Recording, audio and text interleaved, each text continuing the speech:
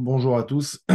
Donc, je suis Monsieur Fertout, professeur du DCG et DSCG à Paris, ainsi que dans les grandes écoles parisiennes. On va essayer de travailler ensemble et de voir ensemble quelles sont les modalités pour bien réussir son sujet, son annale de DSCG sur la matière de contrôle de gestion et management. Alors, comme vous le savez, cette matière, je tape par chez moi là, elle est découpée en deux parties. Il y a une partie contrôle de gestion et une partie management. Et je vais m'occuper avec vous de la partie de management. Alors, pour être simple, si vous êtes arrivé là où vous en êtes, c'est que forcément, vous avez déjà passé plusieurs jeux du DCG et DSCG. Et ce qui est intéressant à comprendre ici, c'est de voir que nous sommes face à une analyse littéraire. Alors, une analyse littéraire en français, ça signifie quoi? Ça signifie que nous sommes face à un examen dans lequel vous allez retrouver une multitude de documents. Et ces multitudes de documents vont vous permettre de répondre à la question. Alors, je vais m'arrêter 30 secondes pour essayer de comprendre. Nous sommes sur une durée qui est assez longue. Nous sommes sur une durée qui va durer 4 heures avec plusieurs étapes dans les documents. Ces étapes documentaires vont amener l'étudiant, c'est-à-dire vous, dans une préparation mentale dans laquelle vous allez devoir répondre de manière assez rapide, mais aussi de manière assez ordonnée aux questions. La matière de contrôle de gestion et de management est très, très vaste. Elle est très, très large et il nécessite une excellente préparation. Si vous en êtes arrivé là où vous en êtes aujourd'hui, c'est que vous êtes, dans l'absolu, très bien préparé. J'en permets pour dire que nous sommes associés avec Fishben pour vous proposer ces types de formations qui commencent à partir du mois de juillet jusqu'en octobre. Donc, les étudiants qui sont passés avec nous ont été extrêmement bien préparés sur la question et je vous invite à les rejoindre pour l'année prochaine qui arrive et pour les jeux qu'il vous manque. Donc, on est sur une étude documentaire assez longue, une dizaine, quinzaine de documents avec plusieurs parties et sous-parties. Ce sont ces parties et sous-parties qui vont amener l'étudiant à bien pouvoir rédiger. Ça, c'est le premier point. Deuxième point, il va y avoir une pondération sur les questions. Chaque question que vous allez avoir, il y aura une pondération de points. Ce qui veut dire que de la nature de la pondération des points, il va y avoir une pondération aussi de votre production. C'est-à-dire que vous allez devoir rédiger de manière ordonnée, avec des phrases plus ou moins longues et plus ou moins courtes. Je prends par exemple, si vous avez une question à 2 points ou 2 points et demi ou à 3 points, forcément, la taille de votre réponse devrait être beaucoup plus large, beaucoup plus grande que si vous êtes sur une question à 1,5, 1 point ou 1 point et demi.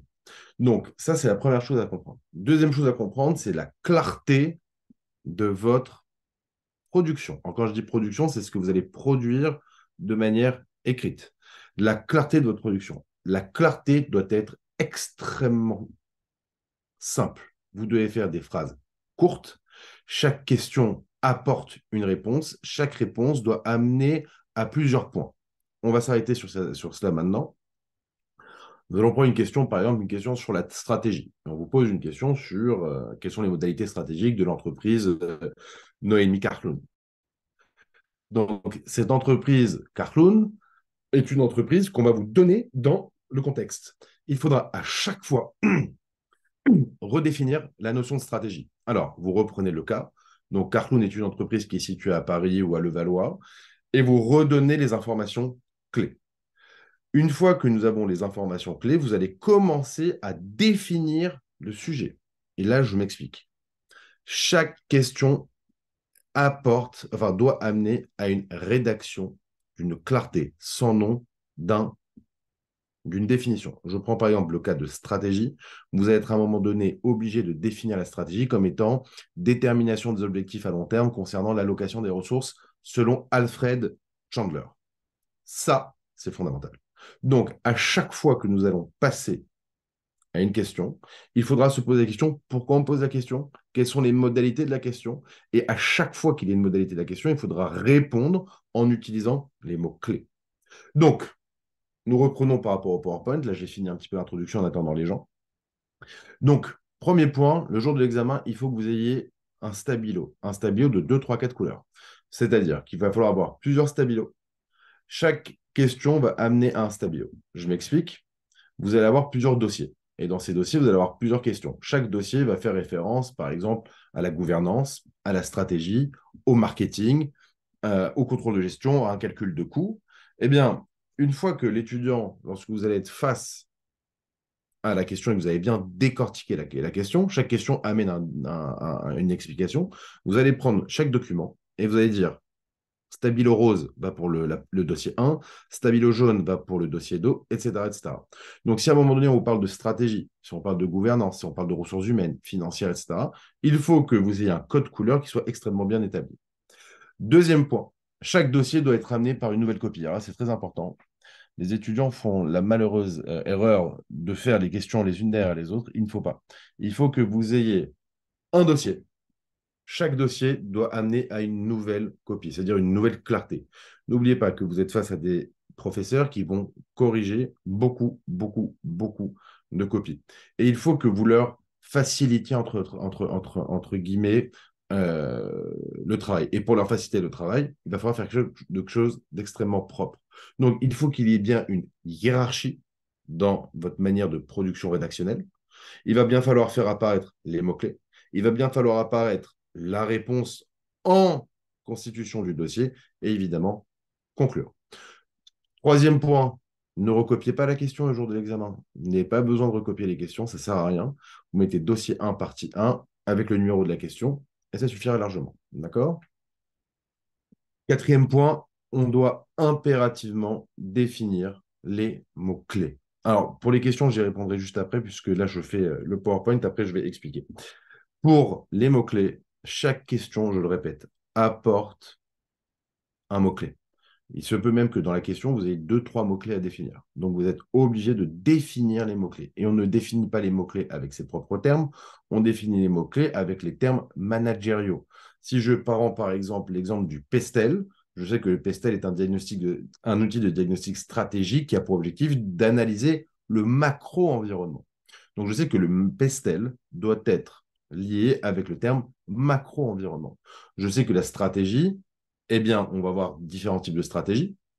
Par exemple, la stratégie d'Igor Ansoff ou alors la stratégie de Michael Porter, mais il faudra bien définir qui est Igor Ansoff, bien définir qui est Michael Porter. Donc, chaque question amène obligatoirement à une compétence et à une connaissance. Donc, n'oubliez pas, la connaissance, c'est le savoir que vous avez appris dans vos fiches, dans vos études, dans vos cours ou chez Fishben. Dernier point, il faut bien connaître les auteurs. Quand je dis bien connaître les auteurs, chaque question va amener à une identification d'un auteur. Donc les auteurs, ils sont multiples et variés. On verra ça dans le slide d'après. Voilà ce que je pouvais dire pour cette introduction, d'accord, sur notre travail. Donc je le répète, le jour de l'examen, vous avez un dossier, deux dossiers, trois dossiers, plusieurs dossiers. Chaque dossier va être fait avec des sous-parties. Chaque sous-partie va amener à une production littéraire. Cette production littéraire doit répondre à une introduction de la question, c'est-à-dire vous allez reprendre les termes de la question. Deuxièmement, vous allez définir les mots-clés de la question. Troisièmement, vous allez faire le lien entre les mots-clés que vous avez faits avec l'étude de cas qui est proposée. Et quatrième point, vous concluez. Voilà les 4 phases obligatoires que vous allez avoir pour répondre à chaque question. Donc, concernant la longueur, je redis, la longueur va dépendre de la pondération des points. Plus vous allez avoir une question qui va être haute en termes de points, et plus ces points, enfin, plus votre production devra être plus grande. Est-ce que c'est clair? Alors, je regarde quelques instants les commentaires sur Twitch. Alors, est-ce qu'on a le nombre de points par dossier? En général, vous les avez. Mais dans tous les cas, quand vous allez avoir les mots stratégie, gouvernance, leadership, structure, les mots clés, vous voyez, vous savez très bien que pour une question sur la stratégie, ça va être long, c'est obligatoire. Alors, on va revoir un petit peu ensemble ce phénomène. Alors, comment fait-on pour rédiger? Je l'ai déjà expliqué, donc vous pouvez voir là avec moi sur le chat, enfin sur votre écran. Il faut poser la question pourquoi? Pourquoi les examinateurs me posent une question? Cette question va vous faire part d'un constat. Imaginons, et ça je le sens extrêmement bien pour cette année, on va être, et j'en suis quasiment sûr, sur un sujet sur l'intelligence artificielle. avec tout ce qui est en train de se passer depuis des mois et des mois, l'intelligence artificielle, le digital vont être quasiment sûrs des sujets qui vont tomber. Une autre terme qui pourrait aussi tomber, ça pourrait être la gouvernance.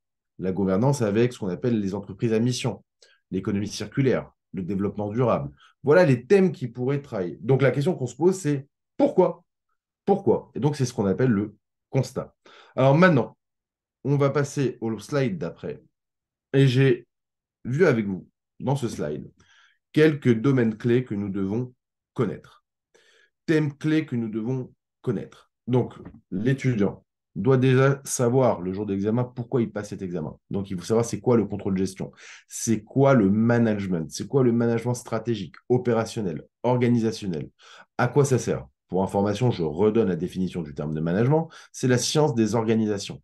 Donc, le management qui est la science des organisations, c'est-à-dire organisare, qui signifie rendre apte à la vie. Donc, nous sommes dans une étude qui va lier deux fondements, l'organisation et les chiffres. Donc, l'organisation, c'est la partie managériale. Le contrôle de gestion, c'est la partie chiffrée que vous allez avoir dans quelques instants avec Monsieur Marquez.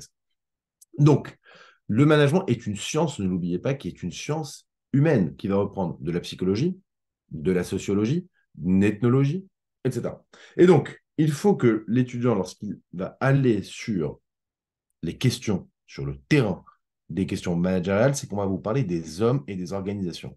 Donc, les hommes et les organisations signifient qu'on va devoir appréhender une aptitude humaine, émotionnelle, sensorielle.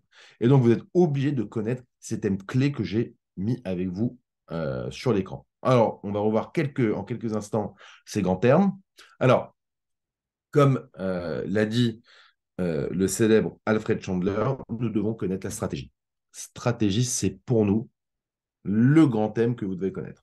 Donc, je rappelle que le management est découpé en trois managements. Management stratégique, management organisationnel, management opérationnel. Dans le management stratégique, je vais revoir l'analyse externe, donc l'analyse macro-environnementale, avec ce que nous connaissons assez suffisamment bien depuis assez longtemps, c'est-à-dire le PESTEL, les 5 forces de porteur.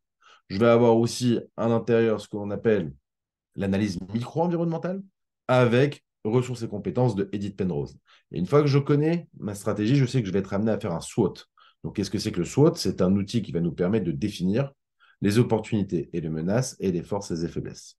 Une fois que l'étudiant aura mis en place cet audit organisationnel, il va mettre en place ce qu'on appelle la corporate strategy. Donc, cette corporate strategy, on sait très bien que c'est Igor Ansoff. Donc, je rappelle pour information que la corporate strategy, c'est quoi? C'est spécialisation, diversification, avec pénétration de marché, développement de produits, développement de marché et diversification, plus intégration horizontale et verticale, plus ce que l'on appelle l'outsourcing. Donc, ça, l'étudiant est obligé de connaître ça. Donc, quand on parle de stratégie, vous êtes obligé de connaître ce que je suis en train de dire. Deuxième point, si on parle d'un business stratégie, donc imaginons une pâtisserie, c'est une seule et unique, un seul business. Donc, si je prends une pâtisserie ou une boulangerie, eh bien là, c'est business activities. Et donc là, l'auteur, c'est Michael Porter. Et donc, si c'est Michael Porter, j'ai trois. C'est quoi les trois? Très facile. Différenciation, domination par les coûts ou stratégie de niche. Voilà comment l'étudiant, dès lors qu'il voit le mot stratégie apparaître le jour de l'examen, va devoir se positionner. Et après, nous avons ce qu'on appelle les stratégies de croissance. Croissance interne, croissance externe, croissance conjointe et l'internationalisation. Donc, je le répète, dès lors que vous allez voir face à vous des termes clés, quand je dis des termes clés, c'est ce que je viens de faire. Le mot stratégie doit vous faire une arborescence dans la tête, et cette arborescence doit vous amener à tout ce que je viens d'expliquer. Deuxième terme clé, on parle de gouvernance. Je sais que dans la gouvernance, le seul et unique auteur que nous devons connaître, c'est Charot. D'accord? C'est Monsieur Charot. Et donc là, je dois connaître la gouvernance partenariale, la gouvernance actionnariale, la gouvernance managériale, etc. Pareil, si je parle de pouvoir, je sais qu'on va avoir des auteurs liés au pouvoir. Donc Crozier et Friedberg. Donc vous voyez, c'est comme cela que je peux réussir. Donc j'ai le mot-clé. Le mot-clé me donne une arborescence. Pareil pour les formes structurelles. Connaître les formes structurelles, il faut que je sache qu'une structure, c'est division des tâches plus coordination des tâches. C'est le premier point. Je dois aussi savoir qu'il y a différents types de division, de structures, pardon. Structure divisionnelle, fonctionnelle, matricielle, staff online, adocratie, par processus, par projet. Alors, par projet et par processus, cela aussi, je le sens très bien pour les pronostics, puisque nous sommes aujourd'hui dans des entreprises éclatées, c'est-à-dire des entreprises avec le Covid et avec surtout le télétravail qui marche beaucoup plus par projet. Mettons un point sur ça. Aujourd'hui, les entreprises matricielles et divisionelles sont les classiques que vous connaissez. Mettez beaucoup plus l'accent sur ces entreprises. Si maintenant je prends le terme qui s'appelle marketing stratégique, évidemment, marketing stratégique, tout de suite, je pense au 4P. Price, Product, Promotion and Place. C'est la base. Et après, je sais aussi que dans le marketing stratégique, il y a des nouveaux outils.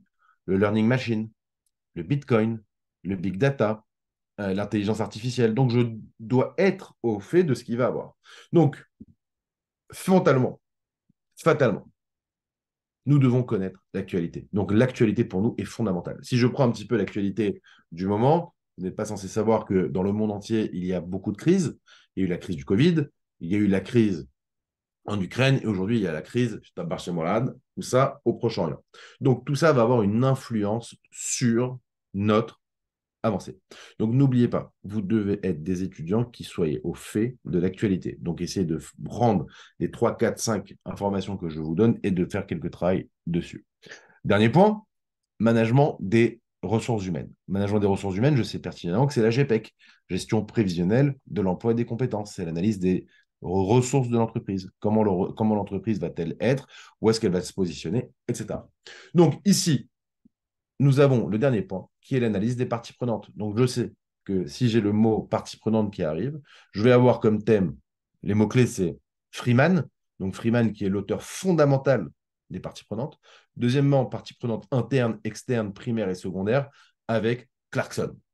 Donc, partie prenante, on n'oublie pas, si on a une question sur les parties prenantes, je mets quelles sont les parties prenantes, est-ce que c'est l'État, les fournisseurs, mais je mets aussi derrière les attentes et les limites des parties prenantes. Donc, si je prends une grève, je m'appelle la SNCF ou je m'appelle Air France, j'ai une grève, et eh bien forcément, les parties prenantes, commandant de bord, parties prenantes, euh, salariés, vont avoir des attentes. D'accord? Il faudra bien définir ces attentes. Bref, voilà grosso modo tout ce que nous devons maîtriser sur les thématiques. Alors, avant de passer à autre chose, je préfère voir avec vous comment s'est organisé l'annale de l'année dernière sur le management pour bien voir ce que je viens de dire. Alors,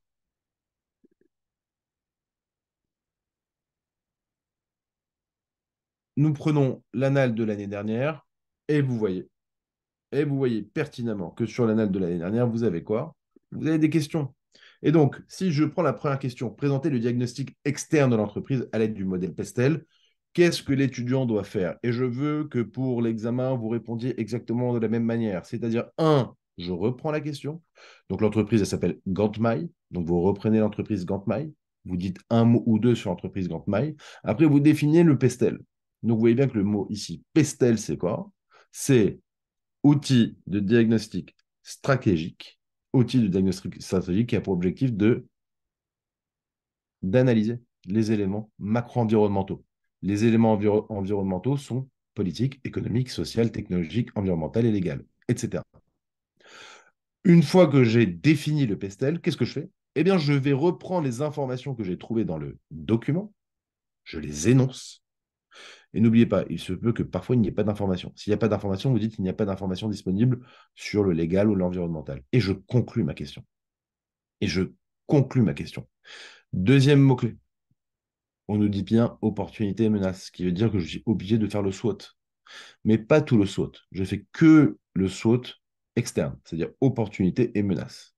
Donc, que l'étudiant n'aille pas me faire une analyse micro-environnementale avec ressources et compétences. Interdit. Donc, c'est comme ça qu'on gère. Si je prends une deuxième question, par exemple, d'après la classification de Monsieur Porter, quelle est la stratégie générique? Ben, je sais qu'il y a deux types de stratégies, corporate ou générique. Générique, ça veut dire business. Donc, c'est domaine d'activité stratégique. Je rappelle qu'un domaine d'activité stratégique, c'est produit, marché, technologie. Donc, stratégie business, c'est quoi? C'est différenciation, niche et euh, euh, réduction par les coûts. D'accord? Donc, vous voyez quand même, il nous amène vers des connaissances. Il nous amène vers des compétences. Maintenant, c'est à vous de rédiger. Donc, la question que je vois, par exemple, sur Twitch, on me demande la longueur. Mais la longueur, elle est longue. Elle est longue. On ne peut pas s'exonérer de ne pas faire au moins une demi-page. D'accord? Jamais. Entre je reprends la question, je définis la question, je réponds à la question et je conclus, vous voyez bien que sur chaque partie, déjà, il y a deux, trois phrases. Et après, il va falloir amener les éléments de votre réponse dans votre cours. D'accord? Donc, dossier 1, stratégie et marketing. Dossier 2, ressources et compétences. Rebelote. On voit ici gestion de l'emploi et des parcours professionnels. On voit ici le knowledge management. Donc, le knowledge management, c'est le management des connaissances. On voit les tableaux de bord, etc. Donc, vous voyez, nous devons maîtriser tout ce qui est lié à la thématique. Thématique, thématique, les thématiques et notre arbre en arborescence. Dossier 3, gouvernance et RSE. Alors, évidemment, la RSE, c'est quelque chose de fondamental que vous devez maîtriser et qui peut retomber. Donc, je dis très bien, puisque quand vous voyez les sujets des CE, des SCG, c'est exactement la même chose, c'est-à-dire, on a, non, non, c'est exactement la même chose, la GEPP ou la, c'est pareil. On a euh, économie circulaire, développement durable, responsabilité sociale et environnementale. On a ESG. Donc, je rappelle que le développement durable, c'est rapport Brundtland, 1984. Je rappelle que aujourd'hui, toutes les parties prenantes sont touchées par cette notion de RSE. Je rappelle que la RSE, ça a été défini par Peter Drucker, avec trois finalités de l'entreprise. Satisfaction client. Deuxième, rentabilité. Troisième, RSE.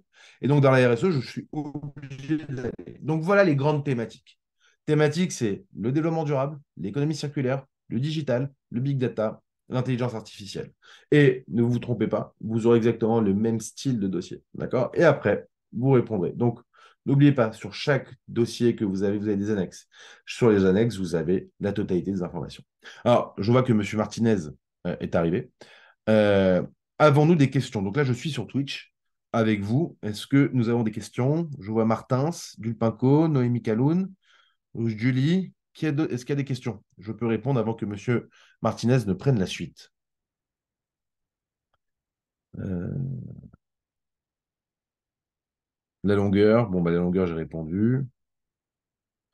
Marketing opérationnel et stratégique. Donc, je rappelle qu'il y a trois types de marketing. Enfin, il y a trois types, stratégique, tactique, opérationnel. D'accord? Donc, toujours pareil.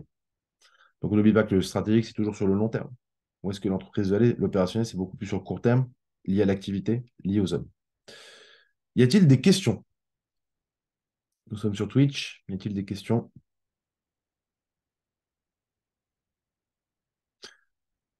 Pas de questions? Pas de questions, pas de questions. Michael, est-ce que je passe la main à Monsieur Martinez?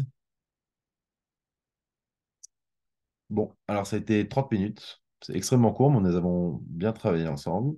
Je vous souhaite vraiment du fond du cœur une très belle réussite pour chacun d'entre vous. N'oubliez pas, vous n'êtes pas stressé.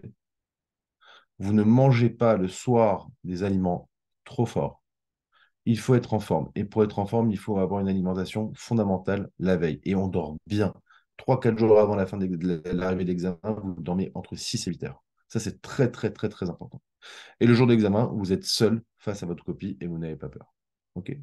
Bien. Une belle journée à vous. Une belle journée à Odélis. Une belle journée à Mickaël, à Monsieur Martinez. À bientôt.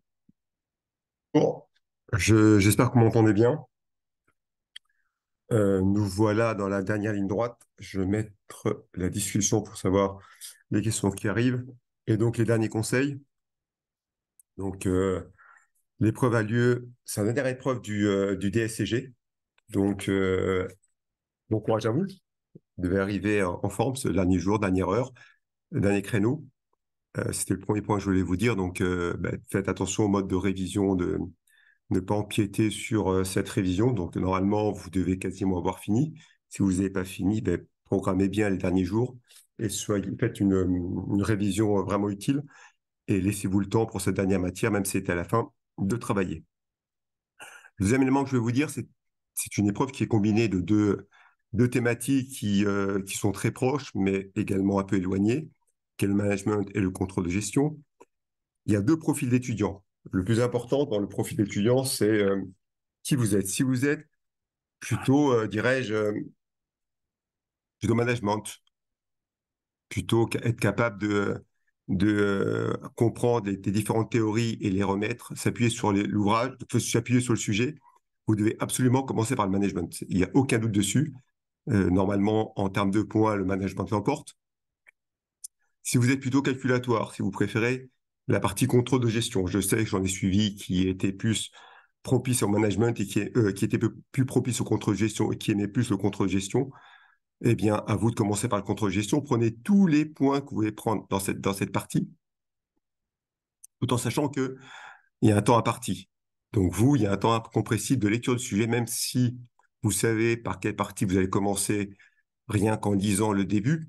Je vous conseille vivement, comme a dû vous conseiller M. Vertou juste avant moi, de lire l'ensemble du sujet et de commencer par la partie que vous maîtrisez plus. Sachant que vous avez, normalement, il est prévu un quart d'heure à 20 minutes de lecture incompressible et 5 minutes de relecture. Donc, ne loupez pas cette partie. Évidemment, vous devez consacrer à la lecture et faire l'essentiel pour y arriver. Euh, Évidemment, après ces 20 minutes de lecture, vous devez faire proportionnellement au temps les points que vous avez. Ne passez pas les 3 heures et demie restantes sur ce que vous maîtrisez uniquement. C'est prendre un risque démesuré. Je vous conseille vivement, comme a dû vous conseiller M. Fertoug juste avant, de traiter les deux parties. Évidemment, celle que vous maîtrisez le plus avant et celle que vous maîtrisez moins bien après. Mais vous pouvez pas négliger aucune des deux parties, sinon c'est voué à une note qui, au mieux, pourrait arriver à 8. Je dis bien au mieux parce que il faut vraiment avoir quasiment tout réussi pour arriver à 8. Le plus important de ce jour, c'est quels sont mes pronostics ou qu'est-ce que je pourrais voir à l'épreuve. Faire des pronostics, c'est un peu c'est la loterie, mais on peut s'appuyer sur un peu d'expérience, ou beaucoup d'expérience, sur du vécu, sachant que on ne peut pas dire que tel ou tel thème ne tombera pas. On peut simplement se dire qu'il y a de fortes chances ou il y a des probabilités que certains thèmes tombent plus que d'autres. Donc moi, si j'avais à ordonnancer les thèmes, je mettrais cette année deux qui sortent du lot, qui est les coûts et la masse salariale. Donc les coûts, je les mets en premier, la masse salariale, je les mettrai en deuxième, et la masse salariale et tout ce qui va avec les effectifs. Donc dans les coûts, si je devais distinguer par ordre de priorité sur les coûts, le tout premier du tout premier sur les coûts, c'est le coût partiel. Les coûts partiels, c'est donc évidemment tout ce qui est calculatoire sur la marge au coût variable, éventuellement la marge au coût spécifique, le seuil de rentabilité et tous les indicateurs que vous pouvez connaître dessus, levier opérationnel, indice de sécurité, les commenter et savoir les conséquences que ça pourrait avoir. En deuxième point, sur les coûts, évidemment les coûts complets. Sur les coûts complets, même si je continue à dire que c'est un peu archaïque et un peu démodé, mais bon, c'est ce qu'on utilise le plus encore en France, le coût par la méthode des centres analyses qui doit théoriquement l'emporter par rapport à la méthode des inducteurs ABC.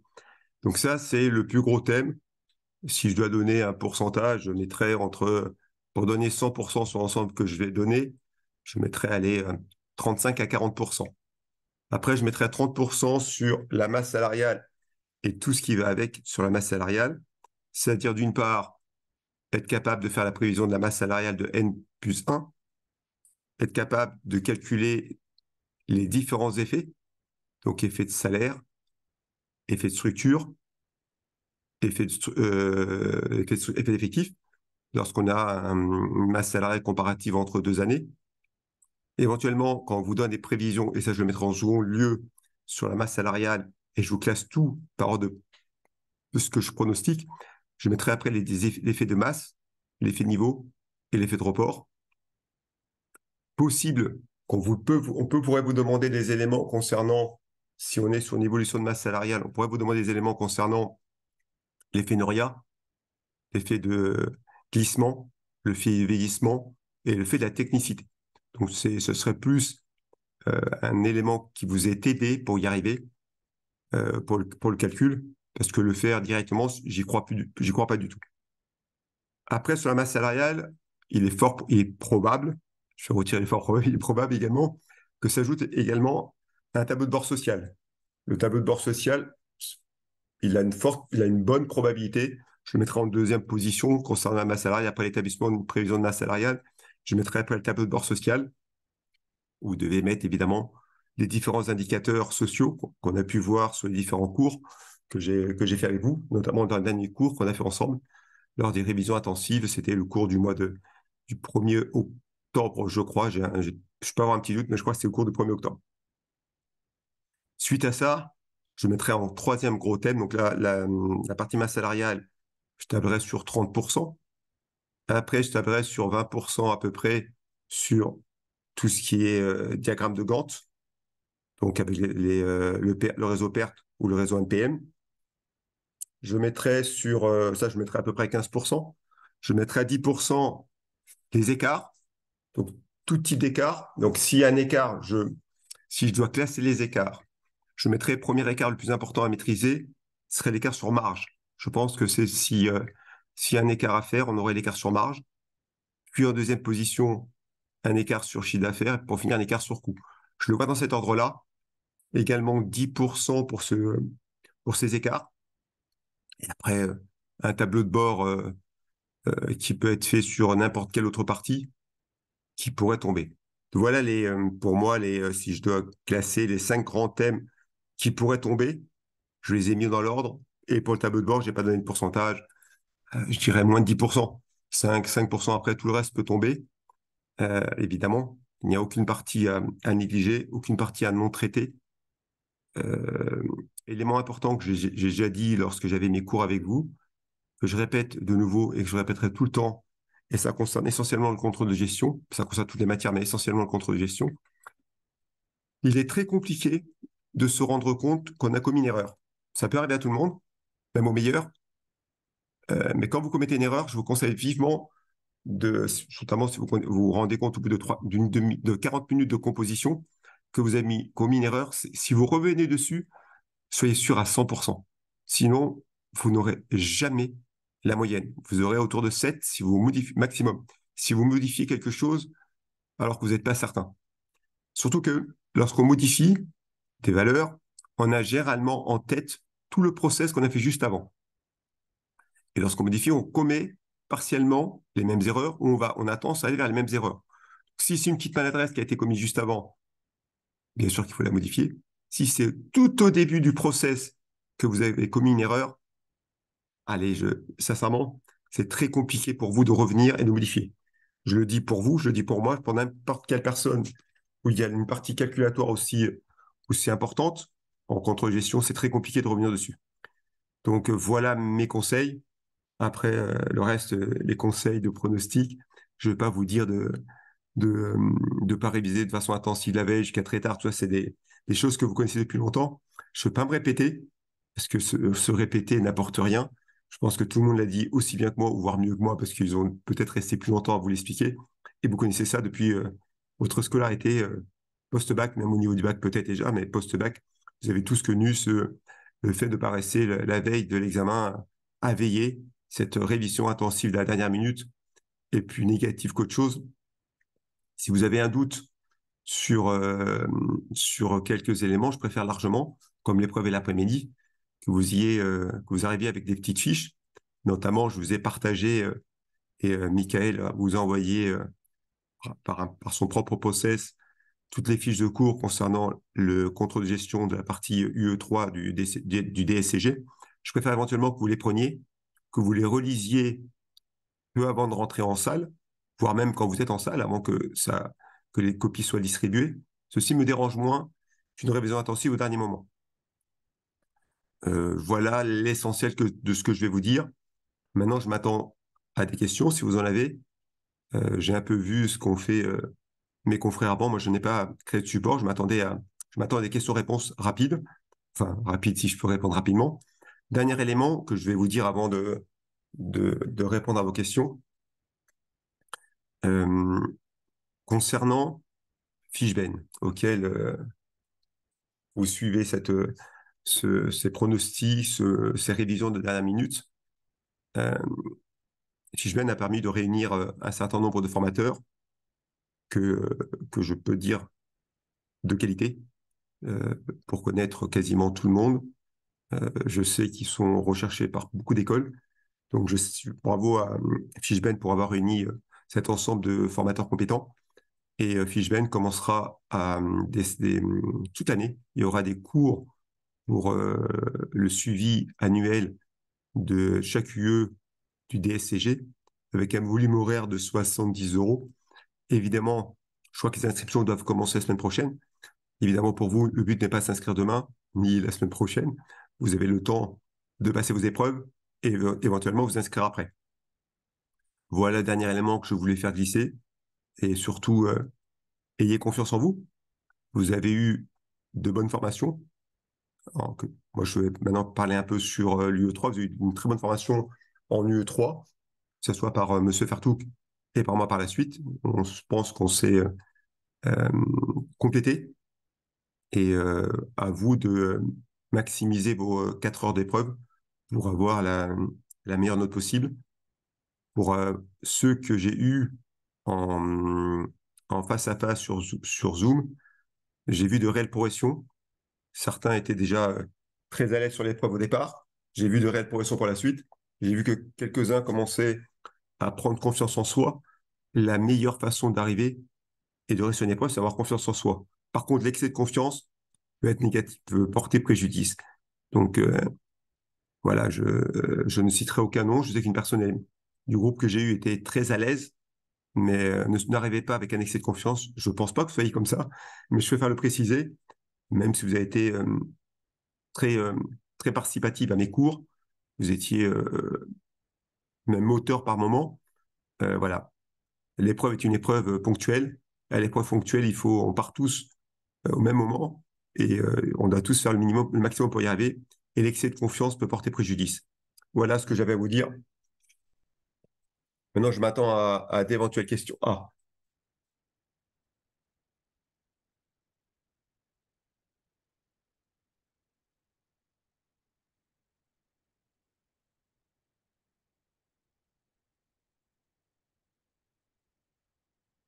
alors, je réponds à une question qui est posée par Anthony, je crois que c'est ça. Je vais revoir la question.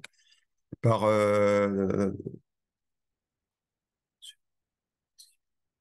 alors, ok. Alors, je vais lire toutes les questions parce que j'ai pas tout vu. Concernant le coup cible, oui, je ne l'ai pas cité. Je le mettrai dans les coups, je le mettrai en dernière position. Enfin, je le mettrai bien après les coups complets. Donc, le coup cible, oui. Si ça peut tomber. Je ne le néglige pas, ça peut tomber. Mais le problème du coup cible, c'est beaucoup d'étapes, un peu redondantes pour des points, mais ça peut tomber. C'est déjà tombé, donc à ne pas négliger. Mais je ne le mettrai pas dans les priorités. Mais je peux me tromper.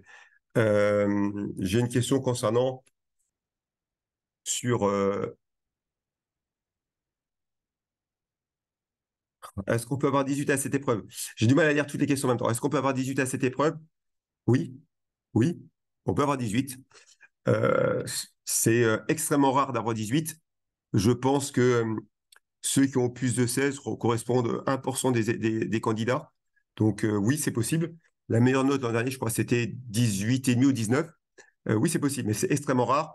Euh, c'est extrêmement rare. N'écrivez pas tous, c'est extrêmement rare, mais c'est possible. Vous devez maximiser ce que vous connaissez. Et dans ce cas-là, pour avoir 18, je vais aller accélérer pour répondre à toutes les questions. Il faut vraiment gérer au mieux le temps. Donc, c'est-à-dire que vous êtes capable de passer au chaque timing sur chaque question, sur chaque partie que vous avez demandé. Donc, vous devez noter à chaque fois le temps de passage et vous devez respecter ce temps de passage pour avoir 18 et avoir tout bon, évidemment. Si vous avez une erreur de calcul, et c'est une erreur qui, on se rend compte que c'est une erreur de, par exemple, 2000 fois 3, vous mettez 60 000. On se rend compte que c'est une erreur de saisie sur la machine à calculer, mais que le bon sens est là. Vous perdez des points sur la ligne calculatoire, mais les commentaires, tant que le commentaire reste logique par rapport à vos calculs, on note le commentaire, on note les préconisations que vous pouvez faire, tout ceci est noté, et on reste sur le barème qui vous est dit. Donc, vous ne perdez aucun point sur le barème, et donc évidemment, quel que soit le résultat que vous trouvez, vous devez aller jusqu'au bout et vous devez commenter vos résultats. Euh,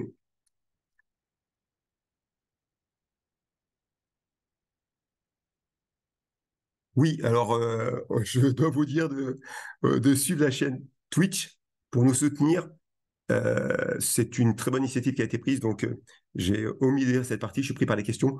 Vous devez suivre cette chaîne Twitch et le faire et passer le message auprès du maximum de personnes pour que Michael puisse prendre un maximum d'initiatives pour que vous puissiez être le mieux préparé cette année et les années suivantes pour tous les UE ce qui passe le DCG évidemment, mais pour vous c'est le DSCG, mais ça fait un moyen de communication qui pourrait avancer.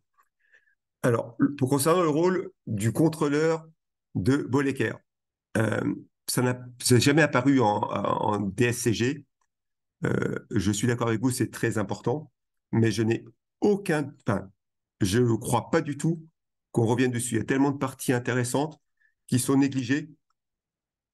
Donc, voilà, je ne sais pas plus que ça. C'est, je pourrais pas vous dire plus. Hein, j'y crois pas du tout.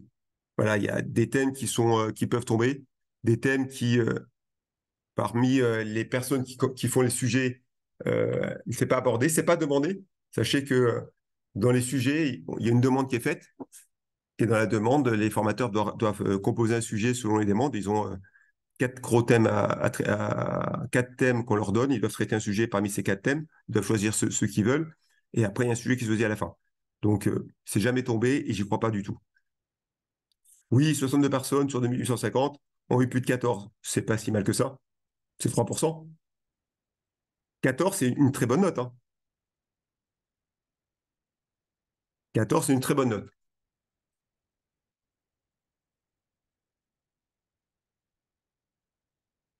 J'ai déjà répondu à la question sur l'erreur de calcul. Si vous faites une erreur de calcul, qui est une erreur de manipulation de la calculatrice, ou une erreur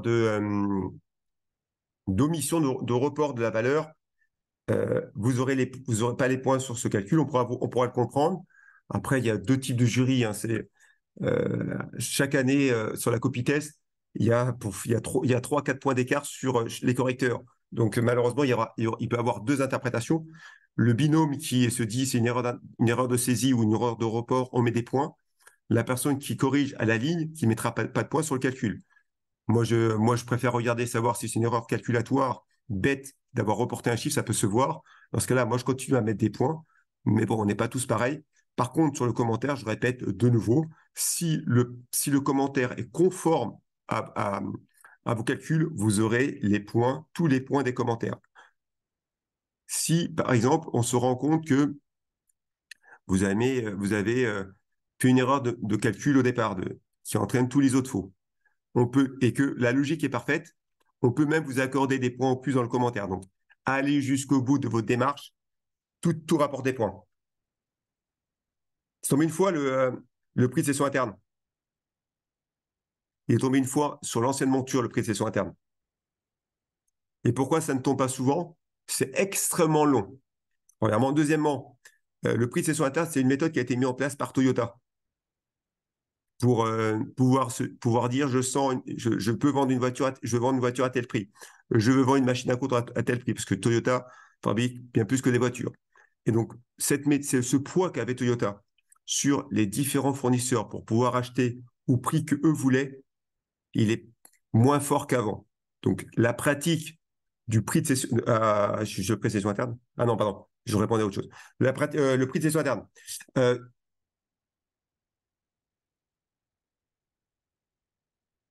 Sur la méthode de coût, les deux plus importantes, vous devez mémoriser les coûts partiels et vous devez mémoriser si je réponds à la dernière question, vous devez mémoriser le coût partiel et le coût complet, méthode et centre analyse, les deux plus importants. Troisième position serait la méthode ABC.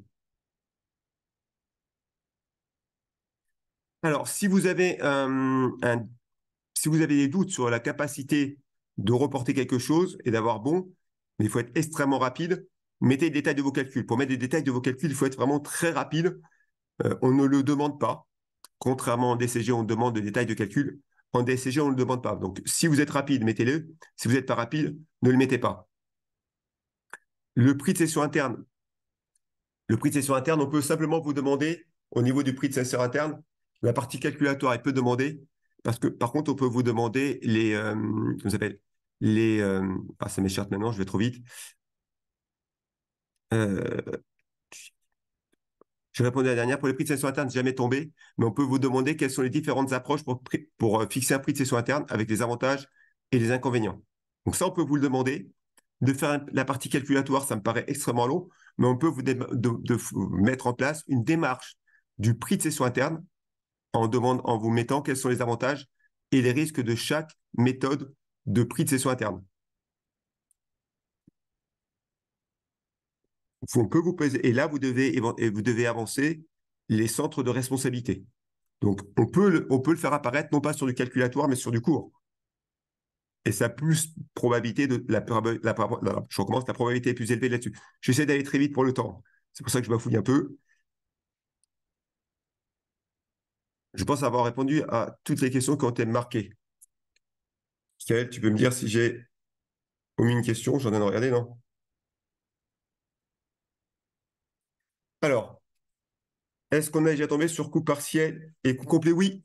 Et il y a une fois où il y a eu coup partiel et coup complet. On demandait de faire un coup complet et après on est revenu sur le coup partiel après. Donc c'est déjà tombé. On demandait. Alors, c'était un coup complet qui était un peu étrange, mais ça a déjà tombé un coup partiel et coup complet ensemble. Ok, Michael, m'avoir répondu. Mais j'ai du mal à suivre ce rythme-là. Je préfère les questions, mais bon, je m'adapte. Je sais qu'il faut regarder en bas à droite et j'ai tout compris.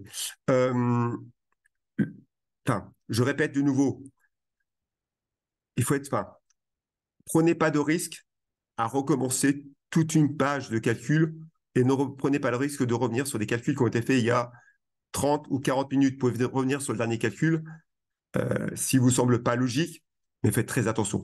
Faites très attention. Même pour quelqu'un d'extrêmement rapide, y arriver, c'est compliqué. Je pense être réputé pour être rapide. Euh, je tente pas j'aurais jamais tenté de le refaire. J'aurais jamais tenté de le refaire. Donc voilà, je vous déconseille de repasser et de revenir sur vos calculs. Éventuellement, mettez un petit commentaire en disant, il me semble qu'un de mes calculs ne soit pas bon. Vous continuez l'application, donc c'est-à-dire que le jury voit que vous avez un raisonnement qui est un raisonnement de contrôle-gestion. Il y a une maladresse. Continuez le reste de l'épreuve. Si vous avez le temps de revenir, revenez, mais surtout ne recommencez pas. Vaut mieux éventuellement revenir si vous avez un laps de temps après. Je sais que c'est compliqué de revenir sur une partie pour avoir traité d'autres parce qu'il faut se remettre dans le bain, mais il faut aussi viser les points.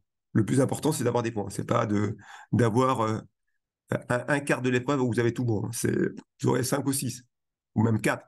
Donc le but, c'est de traiter toutes les parties et éventuellement, s'il vous reste du temps, et c'est pas évident qu'il vous reste du temps, revenez sur les parties que vous voulez modifier. Mais ça, c'est simplement à la fin. Enfin, sauf si c'est une erreur dès le début, sinon revenez pas sur ça. Je ne sais pas s'il y a d'autres questions qui arrivent.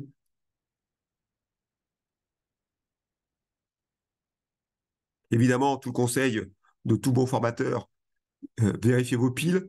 Vous n'avez pas le droit à deux machines à calculer sur la table. Vous avez le droit qu'à une seule, ça tout le monde le sait. Éventuellement, si... Alors, dysfonctionnement peut tomber. Il peut tomber. Le dysfonctionnement peut tomber, comme j'ai oublié de le mentionner, peut tomber également la qualité. La qualité non-qualité.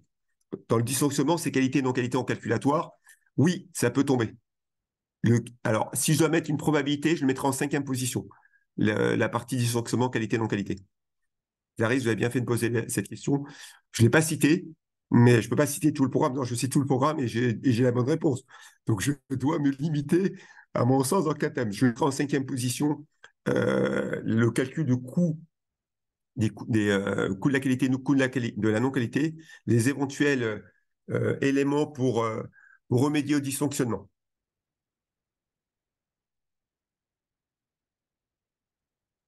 Martin, ce serait suicidaire de faire que ça. Vous pouvez le faire une fois. Je compris votre sourire à la fin. Vous pouvez le faire une fois, mais pas plus.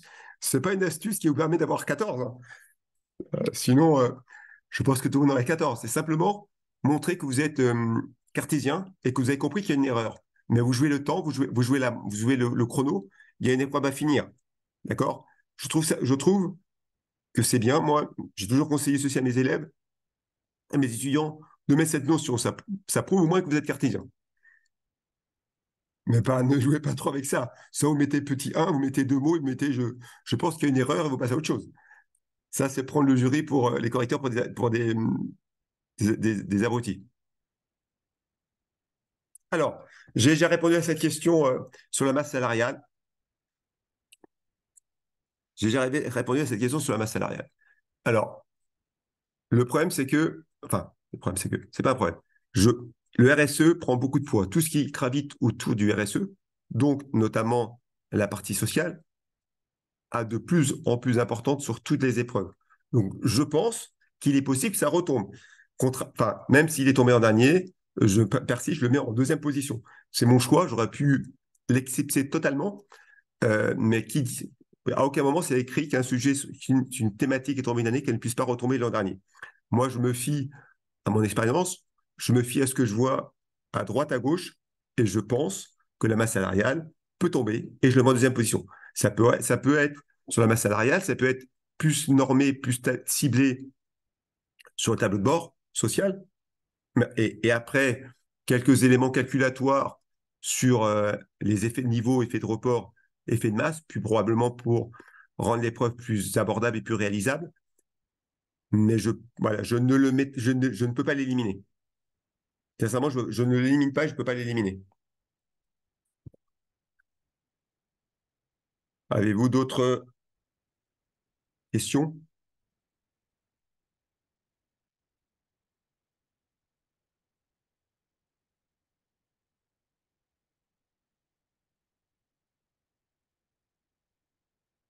Non? Et pour répondre à la dernière question, même si j'ai jamais tombé deux fois de même thème, euh, tout le monde sait que je vais sortir un peu de l'UE3 du DSCG. Tout le monde sait qu'en UE11 du DSCG, on a toujours eu le seuil de rentabilité. L'an dernier, c'est pas tombé.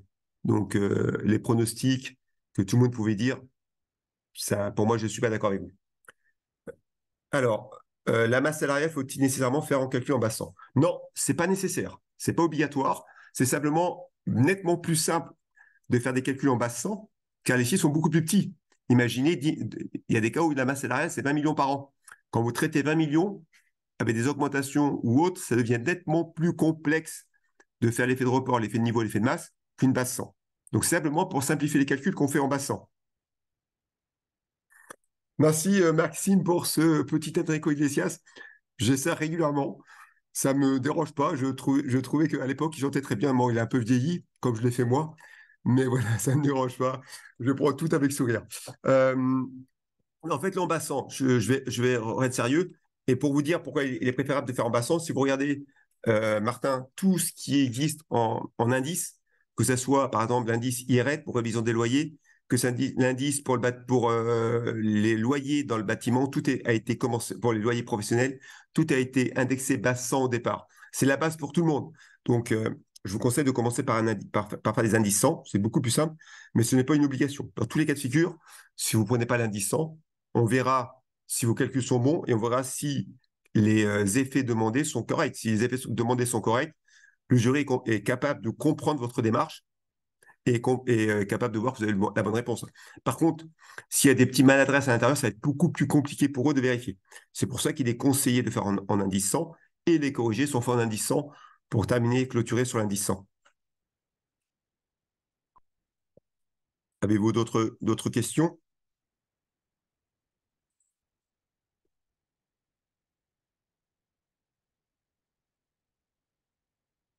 Non? Alors, je vais terminer encore un dernier élément. Je vais être redondant peut-être. Je répète que si vous êtes meilleur en management, commencez par le management. Surtout, faites attention à ne pas déborder dans la partie consacrée au contrôle de gestion. Inversement, vous êtes meilleur en contrôle de gestion, faites attention à ne pas déborder sur la partie management. On considère que pour un élève moyen ou correct, on peut déborder de 10 à 15% du temps. Donc, voyez votre barème point, rajoutez 10 à 15% en proportion temps, mais n'allez pas au-delà. C'est un seuil. Vous prenez un risque en dépassant ce seuil. Donc, on estime que 10 à 15%, c'est la personne qui ne maîtrise pas la totalité de l'autre partie, qui a quelques notions. On estime que 10 à 15% peut passer. Voilà, allez pas au-delà de ce seuil, ça serait perdre des points. Mais pour terminer, s'il n'y a pas de questions, je souhaite à tous un bon courage.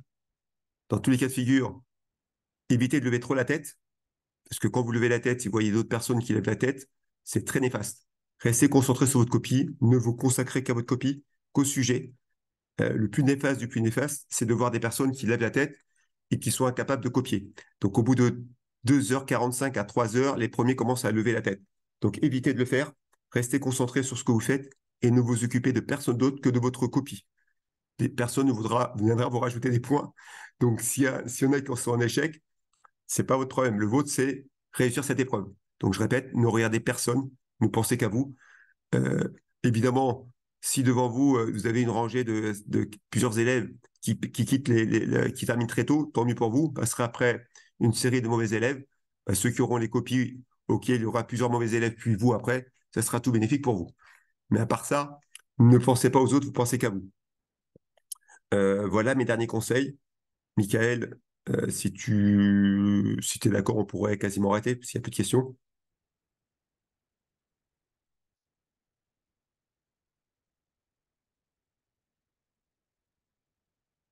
Bon, il semblerait qu'il n'y ait plus de questions. Bon courage à vous. Ok, bon courage à vous. Et surtout, pour ceux qui vont continuer le DSCG l'année prochaine, je vous répète, il y a des cours qui seront dispensés et réalisés par Fishben, par les formateurs qui sont présents cette année, qui ont fait des révisions intensives pour réussir les épreuves. Donc, avec un volume horaire de 70 heures. Les inscriptions vont commencer. Vous avez le temps de vous inscrire à passer le DSCG avant. Évidemment, c'est primordial de passer les épreuves. Vous aurez le temps de vous inscrire après. Je pense que Mickaël vous gardera des places pour ceux qui étaient déjà inscrits avant. Pour les autres UE, parce que j'espère que vous validerez les UE que vous avez suivis, et je le pense. Sur ce, bon courage à vous. Je croise les doigts pour vous. J'aurai le sujet comme vous à 14 heures. Je pense qu'on me le communiquera d'une façon ou d'une autre entre 14 heures et 14h15. J'aurai le moyen de l'avoir. Je verrai si mes pronostics étaient bons, mais j'ai confiance en moi.